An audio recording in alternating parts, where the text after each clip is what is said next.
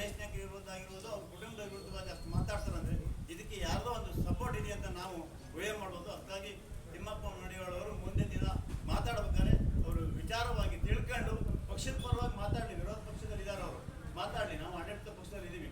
ಅದ್ರ ಹೊರತಾಗಿ ಯಾವುದೇ ವೈಯಕ್ತಿಕವಾಗಿ ಅವರು ಮಾತಾಡ್ಬೋದು ಅಂತೇಳಿ ನಾವು ಎಲ್ಲ ಸಮಾಜದ ಮುಖಂಡರ ಪರವಾಗಿ ಅವರಿಗೆ ನಾವೊಂದು ಎಚ್ಚರಿಕೆ ಗಂಟೆಯನ್ನು ಕೊಡ್ತಾ ಇದ್ದೀವಿ.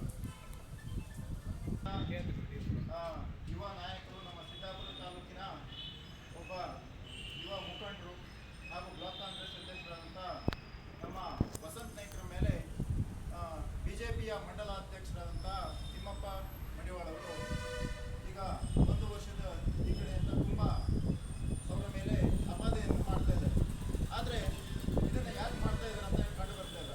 ಯಾಕಂದರೆ ಈಗ ಅವರು ಬಡವರ ಪರವಾಗಿ, ಜನರ ಪರವಾಗಿ ಸಾಕಷ್ಟು ಕೆಲಸಗಳನ್ನು ಮಾಡ್ತಾ ಶಾಸಕರ ಜೊತೆ ಇದ್ದು ಅವರು ತುಂಬ ನಮ್ಮ ತಾಲೂಕಿಗೆ ಬೇಕಾಗಿರುವಂಥ ಕೆಲಸಗಳನ್ನು ಮಾಡ್ತಾ ಇದ್ದಾರೆ.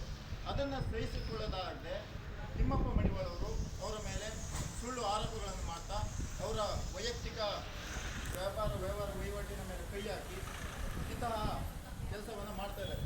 ಆದರೆ ನಮ್ಮ ಸಮಾಜ ಸಿದ್ದಾಪುರ ತಾಲೂಕಿನಲ್ಲಿ ನಾವು ಬಹುಸಂಖ್ಯಾತರು. ಆ ಕಾರಣದಿಂದ ಇವರನ್ನು ಹೀಗೆ ಬಿಟ್ಟರೆ ಇನ್ನು ಮುಂದಿನ ದಿನದಲ್ಲಿ ಇವರ ಆಡಳಿತ ಹೆಚ್ಚಾಗುತ್ತೆ ಅನ್ನೋ ಒಂದು ಕೀಳು ಮನೋಭಾವನೆಯನ್ನು ಇಟ್ಕೊಂಡು ತಿಮ್ಮಪ್ಪ ಮಡಿವಾಳವರು ನಮ್ಮ ಸಮಾಜದ ನಾಯಕರಾಗಿರುವಂಥ ವಸಂತ್ ನಾಯ್ಕರ ಮೇಲೆ ಆರೋಪಗಳನ್ನು ಮಾಡ್ತಾ ಇದ್ದಾರೆ. ಆದರೆ ನಮ್ಮ ಸಮಾಜ ಇಲ್ಲಿ ಬಹುಸಂಖ್ಯಾತರಿದ್ದೀವಿ. ಹಾಗೆ ಇಂತಹ ಘಟನೆಗಳಿಗೆ ನಾವು ಖಂಡಿಸ್ತೀವಿ.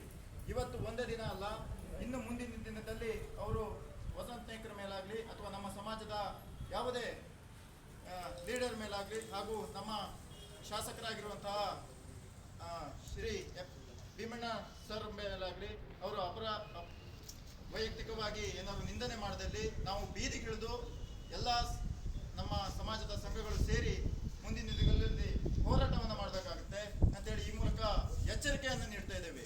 ಧಿಕ್ಕಾರ ಧಿಕ್ಕಾರ, ಧಿಕ್ಕಾರ ಧಿಕ್ಕಾರ, ಧಿಕ್ಕಾರ.